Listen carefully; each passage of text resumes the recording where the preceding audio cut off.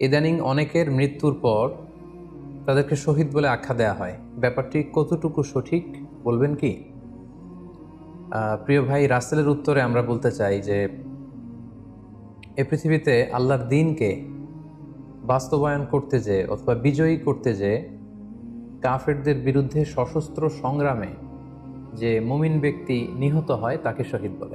আমি আবারও বলছি, আল্লাহর জমিনে আল্লাহর দ্বীনকে বিজয়ী করতে যেয়ে কাফেরদের বিরুদ্ধে সশস্ত্র সংগ্রামে যে মুমিন ব্যক্তি নিহত হয় তাকে শহীদ বলা হয়।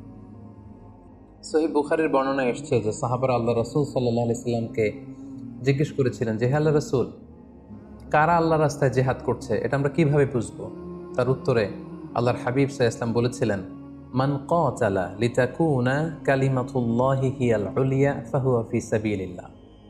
যে ব্যক্তি আল্লাহর দ্বীনকে, আল্লাহর বিধানকে কিংবা আল্লাহর আইনকে বাস্তবায়নের জন্য, আল্লাহর দ্বীনকে বিজয়ের জন্য যে সংগ্রাম করে যাচ্ছে সেই আল্লাহর রাস্তায় আছে। আর সে আল্লাহর রাস্তায় থাকা অবস্থায় যদি কেউ মৃত্যুবরণ করে বা নিহত হয় তাকে ইসলাম শহীদ বলে ঘোষণা করেছে। তবে সেক্ষেত্রে একটি শর্ত রয়েছে, সেটি হচ্ছে দুন আগারাদিন মিন আগারাদিদ দুনিয়া। দুনিয়ার কোনো কারণে, দুনিয়ার কোনো লোভে পড়ে, দুনিয়ার কোনো স্বার্থের জন্য যদি কেউ আল্লাহ রাস্তায় জেহাদ করে মৃত্যুবরণও করে, সেই শহীদের কোনো মর্যাদা বাদাম আল্লাহ তাআলার কাছে নেই। কেননা আমরা হাদিস থেকে জেনেছি অনেক শহীদ কিয়ামতের ময়দানে আল্লাহ তাআলা তাদেরকে জাহান্নামে ফেলে দিবেন। আল্লাহ বলবেন যে, তুমি তো দুনিয়াতে জেহাদ করেছিলে যে মানুষ তোমাকে বীর বলবে, মানুষ তোমাকে সাহসী বলে ঘোষণা দিবে, বাহাবা পাওয়ার জন্য তুমি জেহাদে অংশগ্রহণ করেছিলে এবং সেখানে নিহত হয়েছ। তো তুমি নিহত হওয়ার পরে মানুষ তো তোমাকে বীর বলেছে, বাহাবা দিয়েছে, সাবাস বলেছে, যে কারণে তুমি এই জিহাদে অংশগ্রহণ করেছো সেটা দুনিয়াতেই তুমি পেয়েছো। তো আমার কাছে তুমি কি চাও? আমার কাছে তোমার জন্য কিছু নেই। Go to the hell fire, জাহান্নামে যাও। তাকে আল্লাহ তাআলা উপর করে জাহান্নামে নিক্ষেপ করবেন। তো এজন্য শর্ত হচ্ছে যে দুনিয়ার কোনো স্বার্থে নয়, শুধুমাত্র কেবলমাত্র আল্লাহর দ্বীনকে আল্লাহর জমিনে বিজয়ী করার জন্য যদি কেউ সশস্ত্র সংগ্রামে নিহত হয় তাদেরকে শহীদ বলা হয়। এখন প্রশ্ন হচ্ছে, যারা কাফেরদের বিরুদ্ধে জেহাদ করতে যেয়ে যুদ্ধে নিহত হলো তারা শহীদ, তারা ছাড়া কি আর কেউ শহীদ হতে পারবে না?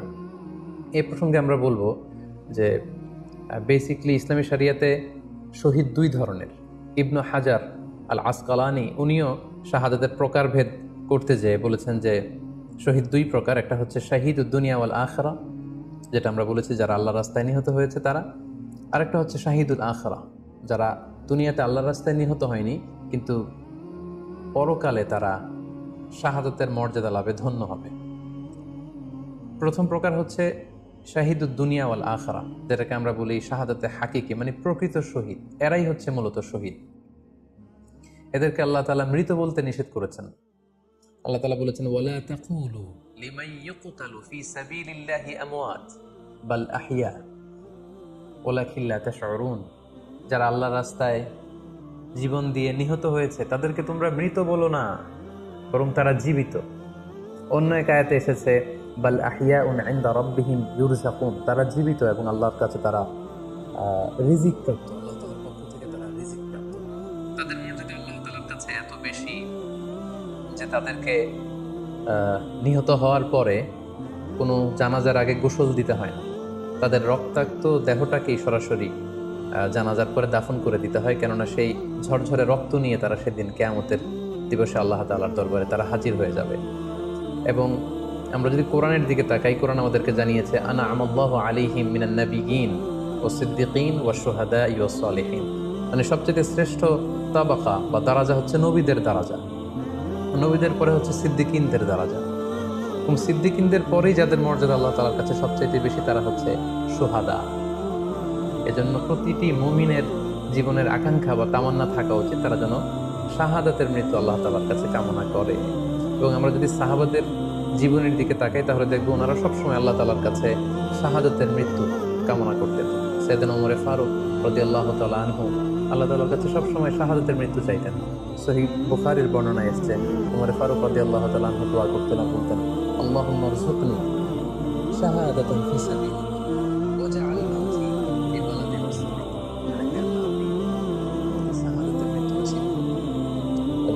প্রিয় হাবিবের এই মদিনা শহরে জীবনের দিকে তাকাই না, আমরা দেখবো যে উনি শহীদে মৃত্যু লাভ করেছেন একজন অ্যাসাসিনেটের মাধ্যমে আত্মায় আঘাতে তিনি শহীদ হয়েছিলেন। এবং আল্লাহ রাসূল সাল্লাল্লাহু আলাইহি ওয়াসাল্লামের পাশে আবু বকর রাদিয়াল্লাহু তাআলা আনহুর কবর, তার পাশেই কিন্তু ওমর ফারুকের কবর।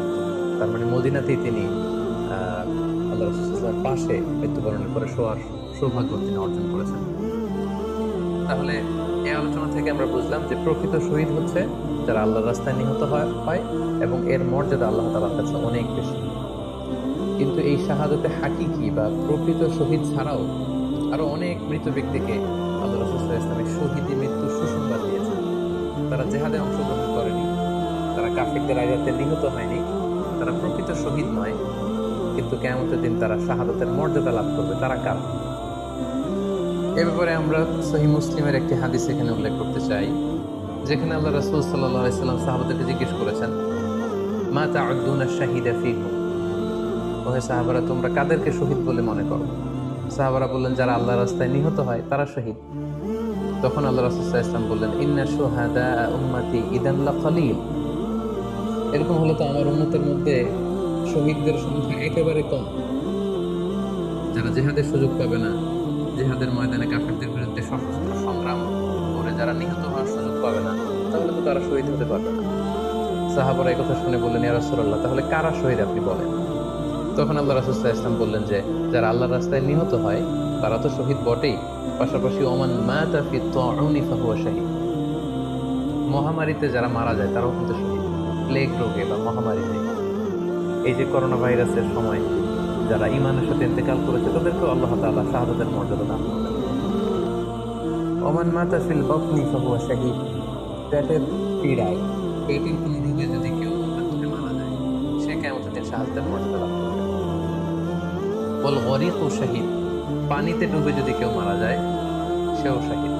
এভাবে অন্যান্য আরো অনেক হাদিসে, কোনো হাদিসে 5 জন, কোনো হাদিসে 7 জন, কোনো হাদিসে আরো বেশি, এভাবে আরো অনেক ব্যক্তিকে আল্লাহ রাসূল সাল্লাল্লাহু আলাইহি ওয়াসাল্লাম শাহাদাতের মর্যাদা লাভে তারা কিয়ামতের দিন ধন্য হবে এই মর্মে তিনি আমাদেরকে জানিয়েছেন।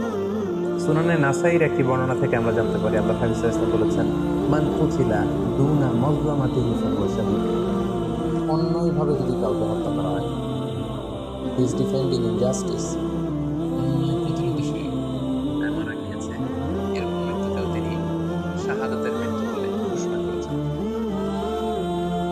সুনানে তিরমিজির আরেকটি বর্ণনায় আল্লাহ রাসূল সাল্লাল্লাহু আলাইহি ওয়াসাল্লাম আরো কিছু ব্যক্তিকে শহীদ বলে ঘোষণা করেছেন। যেমন তিনি বলেছেন, মান কুতিলা দুনা দীনিহি ফাহুয়া শাহীদ, কেউ তার দ্বীনকে হেফাজত করতে যেয়ে যদি মৃত্যুবরণ করে সে শহীদ।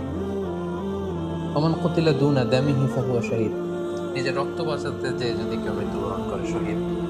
তার সম্পদ বাঁচাতে যেয়ে যদি মৃত্যুবরণ করে সে শহীদ। তার ফ্যামিলিকে সেভ করতে যেয়ে কেউ যদি মৃত্যুবরণ করে সেও শহীদ। তার সম্মান, ইজ্জত, তার স্ট্যাটাসকে বাঁচাতে যেয়ে যদি কেউ মৃত্যুবরণ করে সেও শহীদ।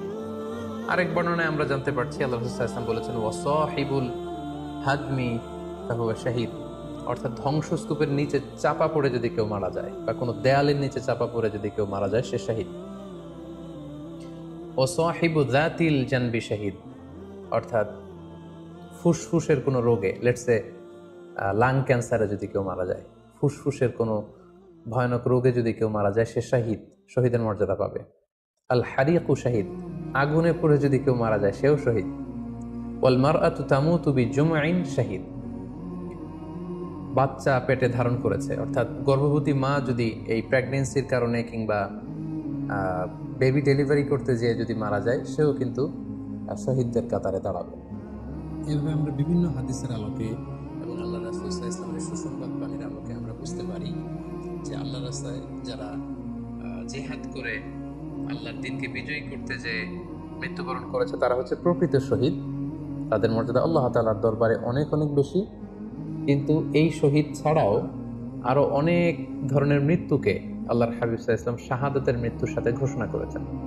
সো যারা জেহাদে মারা গেল তারাই শহীদ, বাকিদেরকে শহীদ বলা যাবে না, এই কথাটি ঠিক নয়। বরং আল্লাহ রাসূল সাল্লাল্লাহু আলাইহি ওয়াসাল্লাম নিজেই চেয়েছেন, তিনি বলেছেন যে তোমরা যদি শুধু এই এক শ্রেণীকে শহীদ বলো তাহলে তো আমার উম্মতের মধ্যে শহীদের সংখ্যা একেবারে কম। আর আমি চাই আমার উম্মতের মধ্যে থেকে অনেক সংখ্যক লোক এই শাহাদাতের দারাজা, এই মর্তবা, এই মর্যাদা লাভ করে ধন্য হোক। তাই আমরা যে কেউ একটি বর্ণনার কথা বললাম, এছাড়াও আরও অনেকগুলো বর্ণনা আছে। এই ধরনের মৃত্যু যারা বরণ করেছে, লেটসে পানিতে ডুবে, আগুনে পুড়ে, পেটের পীড়ায়, নিজের সম্পদ বাঁচাতে যে, অন্যায়ের প্রতিরোধ করতে যে, সন্তান ভূমিষ্ঠ করতে যে, এরকম যত ধরনের মৃত্যু রয়েছে, এ ধরনের মৃত্যুকে আল্লাহ রাসূল সাল্লাল্লাহু আলাইহি ওয়াসাল্লাম শহীদী মৃত্যু বলেছেন। এবং কিয়ামত দিবসে এই সমস্ত লোকেরাও তারা শাহাদাতের মর্যাদা লাভে ধন্য হবে ইনশাআল্লাহ। আশা করি প্রশ্নের উত্তর আপনি পেয়েছেন। আল্লাহ তাআলা আমাদের সবাইকে সঠিকভাবে ইসলাম জানার, বোঝার এবং সে অনুযায়ী মানার তৌফিক দান করুক। হাযা মা ইনদি ওয়াল ইলমু ইনদাল্লাহ আলাইহি তাওয়াক্কালতু ওয়া ইলাইহি উনীব। ওয়াসসালামু আলাইকুম ওয়া রাহমাতুল্লাহি ওয়া বারাকাতুহু।